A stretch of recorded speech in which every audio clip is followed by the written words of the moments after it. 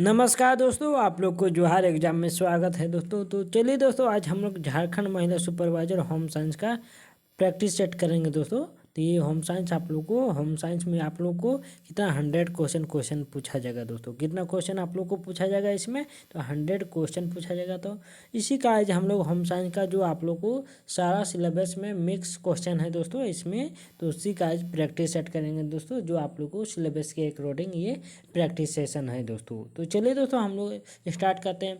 I hope आप लोग को लेडी सुपरवाइजर का तैयारी अच्छे से कर रहे हैं दोस्तों, और अपना तैयारी जोर शोर से करते रहिए दोस्तों, क्योंकि आप लोग का एग्ज़ाम 8 तारीख निश्चित ही होगा दोस्तों। इसीलिए आप लोग लेडी सुपरवाइजर का तैयारी करते रहिए दोस्तों, और अपना टेस्ट प्रैक्टिस सेट करते रहिए दोस्तों। मॉक टेस्ट लगाइए, नोट्स पढ़िए और प्रैक्टिस सेट पूरा करते रहिए दोस्तों आप लोग। तो चलिए दोस्तों, हम लोग क्वेश्चन की ओर बढ़ते हैं।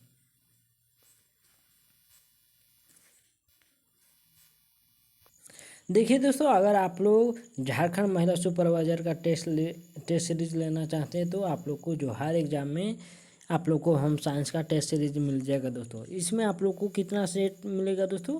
टोटल 10 सेट मिलेगा दोस्तों होम साइंस का, जो आप लोग को 200 में मिलेगा। इसका अभी चल रहा है दोस्तों, आप लोग को 30% ऑफ चल रहा है दोस्तों। तो आप लोग को इसमें आप लोग को 200 में आप लोग को 30% आप लोग को मिल जाएगा दोस्तों होम साइंस का टेस्ट सीरीज। तो इसीलिए आप लोग टेस्ट सीरीज लेके अपना मॉक टेस्ट दे सकते हैं दोस्तों, जो हर एग्जाम में संपर्क करके, और अपना बेहतरीन से बेहतरीन सवालों को करके अपना रिजल्ट को हासिल कर सकते हैं दोस्तों झारखंड महिला सुपरवाइजर में। तो आप लोग टेस्ट लगा के उसमें देखिए दोस्तों कि मॉक टेस्ट में आप लोगों को कितना आ रहा है दोस्तों। होम साइंस में आप लोग को 17-18 आ रहा है कि नहीं दोस्तों होम साइंस में? अगर आप लोग को नहीं आ रहा तो अपना तैयारी जोर से कीजिए दोस्तों, अभी भी टाइम है 1 सप्ताह। इसीलिए अपना तैयारी को अच्छे लेवल पर कीजिए और ज़्यादा से ज़्यादा मॉक टेस्ट लगाइए, प्रैक्टिस सेट कीजिए, तब ना आपको अपना कमी पता चलेगा दोस्तों कि होम साइंस में आप लोग कितना क्वेश्चन कर पा रहे हैं। तो चलिए दोस्तों, हम लोग क्वेश्चन की ओर बढ़ते हैं। तो देखिए दोस्तों, पहले देखिए कि आप लोग जो हर एग्जाम में संपर्क करने पर इस नंबर पर संपर्क करके आप लोग टेस्ट सीरीज प्राप्त कर सकते हैं दोस्तों, जो अभी 30% ऑफ चल रहा है दोस्तों। कितना? 30% ऑफ चल रहा है दोस्तों। तो आप लोग को जो हर एग्जाम में संपर्क करके आप लोग 30% में ये टेस्ट सीरीज मिल सकता है दोस्तों आप लोग को। तो चलिए हम लोग क्वेश्चन की ओर बढ़ते हैं। देखिए फर्स्ट क्वेश्चन में क्या है दोस्तों कि किस आयु वर्ग में बच्चों का संज्ञानात्मक विकास सबसे तेजी होता है? तो किस में होता है दोस्तों? शिशुअवस्था में, बाल्यावस्था में, या किशोरावस्था में, या वयस्कता में? तो कौन सी अवस्था में बच्चे का इमोशनल विकास, इमोशनल डेवलपमेंट तेजी से होता है दोस्तों? तो ये कौन सा अवस्था है? तो ये किशोरावस्था है। आगे देखिए सामाजिक भावनात्मक विकास में संवेदनशील अवधि किससे संबंधित है दोस्तों? तो ये किससे संबंधित है दोस्तों? मस्तिष्क विकास, नैतिकता विकास का, भाषा विकास का, या सामाजिक संबंध का? तो इसका राइट आंसर क्या हो जाएगा दोस्तों कि सामाजिक भावनात्मक विकास में संवेदनशील अवधि किससे संबंधित है? तो ये है आप लोग को मस्तिष्क नहीं, सामाजिक विकास संबंध से। किससे दोस्तों? सामाजिक संबंध से। तो इसका right answer option number D हो जाएगा। आगे देखिए भारत में महिला सशक्तिकरण से जुड़े किस विधेयक ने महिलाओं को संपत्ति के अधिकार दिए हैं? तो कौन सा ये अधिनियम है दोस्तों? तो ये अधिनियम है हिंदू उत्तराधिकार अधिनियम, जबकि घरेलू हिंसा अधिनियम में नहीं दिया गया है दोस्तों, और संपत्ति अधिकार अधिनियम भी नहीं, और महिला आरक्षण विधेयक में भी नहीं। तो किसमें इनको मिला है दोस्तों संपत्ति का अधिकार? तो महिलाओं को हिंदू उत्तराधिकार अधिनियम के तहत मिला है। आगे देखिए क्वेश्चन में क्या है कि किस समाज शास्त्री ने पारंपरिक और आधुनिक परिवार की भूमिकाओं के बीच अंतर को परिभाषित किया है दोस्तों? तो कौन किया है दोस्तों? मैक्स वेबर में, एमिल दुर्खिम ने, या टाल कोट पार्सन्स ने, या पियरे बोरड्यू ने? तो कौन किए हैं दोस्तों? तो ये किए हैं टाल कोट पार्सन्स ने। आगे देखिए क्वेश्चन में क्या, मध्य बचपन में बच्चे आमतौर पर किस तरह की भावनात्मक जागरूकता प्रदर्शित करते हैं। तो किस प्रकार के प्रदर्शित करते हैं दोस्तों, ये केवल अपनी भावनाओं को समझना, दूसरे की भावनाओं को पहचानना या भावनाओं को नियंत्रित करना, या कोई भावनात्मक जागरूकता नहीं। तो इसका राइट आंसर क्या हो जाएगा कि दूसरों की भावनाओं को पहचानना।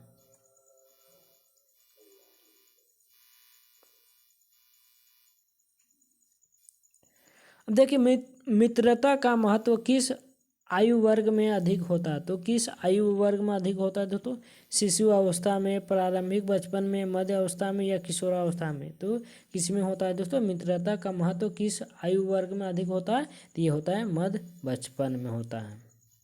आगे देखिए,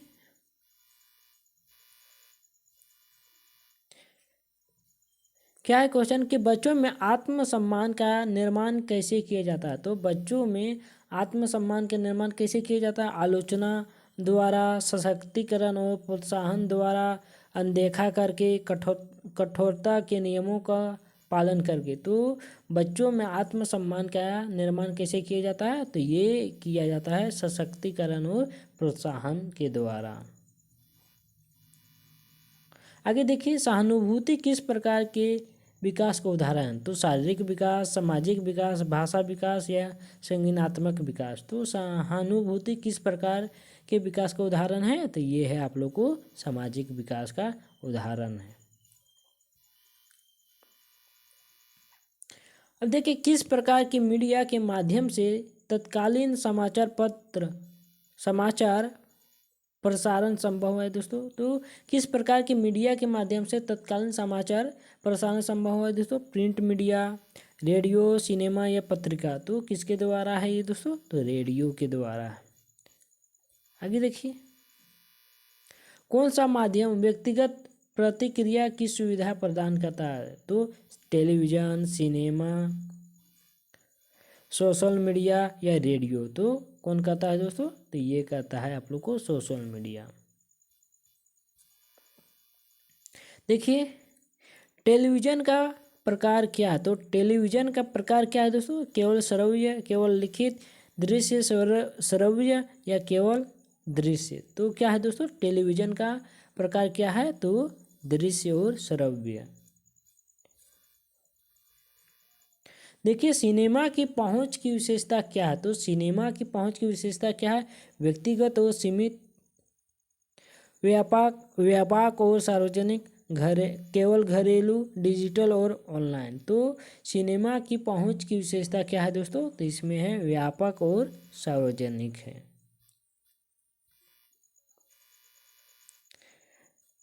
देखिए दोस्तों, आप लोग को होम साइंस में एक दो क्वेश्चन झारखंड से भी क्वेश्चन रहेगा दोस्तों, क्योंकि आप लोग को सिलेबस में झारखंड का टॉपिक को भी पढ़ने के लिए आप लोग को दे दिया है दोस्तों, एक दो यूनिट में। तो उसका देखिए क्वेश्चन दोस्तों कि झारखंड के जनजातियों में प्रचलित संगीत किस प्रकार का होता है। तो शास्त्रीय संगीत, लोक संगीत, पॉप संगीत या जैज संगीत। तो झारखंड की जनजातियों में प्रचलित संगीत किस प्रकार का है दोस्तों, तो ये है लोक संगीत है।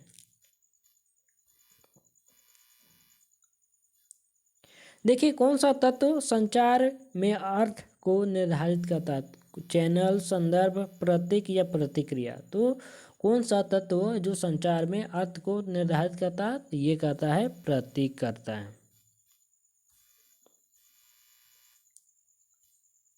अब देखिए, झारखंड के किस जनजाति को संथाली भाषा बोलने के लिए जाना जाता है। तो कौन सी जनजाति को संथाली भाषा बोलने के लिए जाना जाता है, उराव, मुंडा, संथाल या भूमि। तो इसका राइट आंसर क्या हो जाएगा दोस्तों, तो संथाल हो जाएगा। क्या हो जाएगा, संथाल।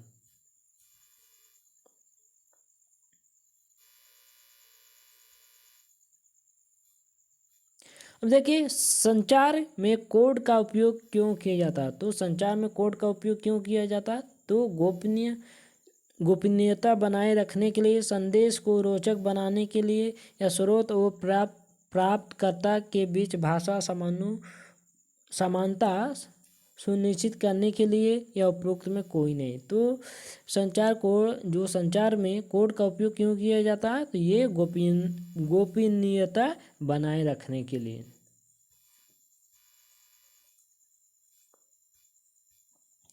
देखिए किस प्रकार का समूह संचार समूह के प्रत्येक सदस्य के योगदान को महत्व देता है। तो नियंत्रित समूह, स्वतंत्र समूह, सहकारी समूह या अनुशासित समूह। तो क्या होगा दोस्तों, तो किस प्रकार का समूह जो संचार समूह के प्रत्येक सदस्यों का योगदान को महत्व देता है, तो ये देता है सहकारी समूह। कौन सा, सहकारी समूह।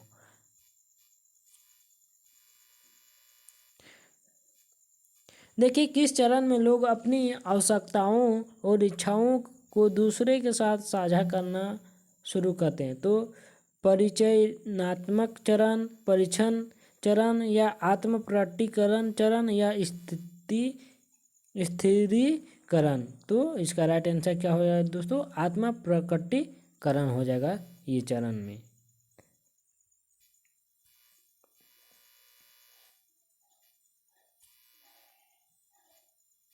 देखिए मास्लो के अनुसार मानव संबंधों के विकास में कौन सा चरण प्रथम है, तो कौन सा चरण प्रथम है दोस्तों, आत्म साक्षात्कार, सामाजिक आवश्यकता, सुरक्षा की आवश्यकता या शारीरिक आवश्यकता। तो इसका राइट आंसर क्या हो जाएगा दोस्तों, कि मास्लो के अनुसार मानव संबंधों के विकास में कौन सा चरण प्रथम है, तो ये कौन सा है, शारीरिक आवश्यकता। व्यक्ति के प्रतिबिंब और आत्म ध्यान का अभ्यास किस प्रकार के संचार में शामिल है, तो अंतर्व्यक्ति संचार, अंतर्व्यक्तिक संचार या समूह संचार या सार्वजनिक संचार। तो इसका राइट आंसर क्या हो जाएगा दोस्तों, ऑप्शन नंबर ए हो जाएगा। आगे देखिए क्या है कि कौन सा एक परिवार का प्रकार सामाजिक परिवर्तन और गतिशीलता को अधिक समर्थन देता है, तो कौन देता है दोस्तों, एकल परिवार, संयुक्त परिवार, विस्तारित परिवार या नोमैडिक परिवार। तो कौन सा परिवार जो सामाजिक परिवर्तन और गतिशीलता को अधिक समर्थन देता है, तो ये देता है एकल परिवार।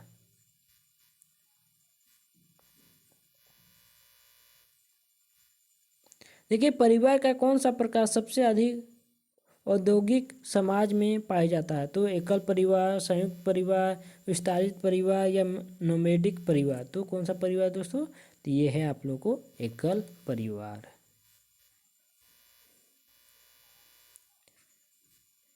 देखिए परिवार के किस प्रकार में परवरिश और देखभाल की जिम्मेदारी केवल एक सदस्य की होती है, तो एकल परिवार की, संयुक्त परिवार, विस्तारित परिवार या इनमें से कोई नहीं। तो कौन सी परिवार की होती है दोस्तों, ये जिम्मेदारी एकल परिवार की।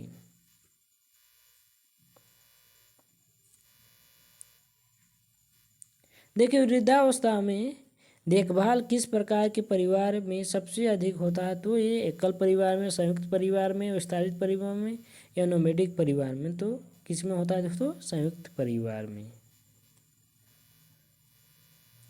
देखिए पर्यावरणीय कारक संसाधनों के उपयोग को कैसे प्रभावित करता है, तो कैसे प्रभावित करता है दोस्तों, संसाधनों की उपलब्धता, संसाधनों की गुणवत्ता, संसाधनों की लागत या उपरोक्त में सभी। तो इसका राइट आंसर क्या हो जाएगा, उपरोक्त में सभी हो जाएगा।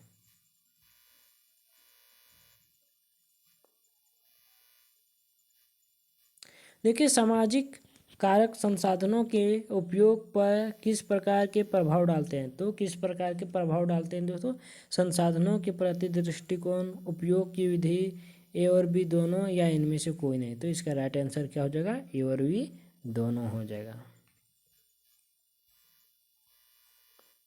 देखिए कौन सा कारक संसाधनों के उपयोग को प्रभावित करता है, तो कौन सा कारक संसाधनों का उपयोग को प्रभावित करता है, जनसंख्या, प्रौद्योगिकी, आर्थिक स्थिति या उपरोक्त में सभी। तो क्या हो जाएगा दोस्तों, इसका राइट आंसर तो ये हो जाएगा उपरोक्त में सभी, जनसंख्या भी, प्रौद्योगिकी भी और आर्थिक स्थिति भी।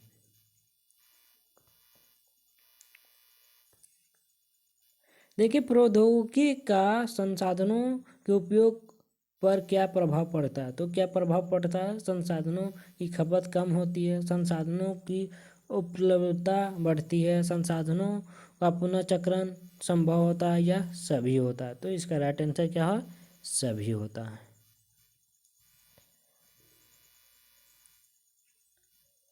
देखिए, किस सरकारी कार्यक्रम का उद्देश्य गर्भवती महिलाओं को स्तनपान कराने वाली माताओं का पोषण सहायता प्रदान करना है। तो मिड डे मील योजना, समग्र शिक्षा अभियान, प्रधानमंत्री मातृ वंदना योजना, या राष्ट्रीय स्वास्थ्य मिशन। तो कौन सा योजना है दोस्तों, ये प्रधानमंत्री मातृ वंदना योजना है।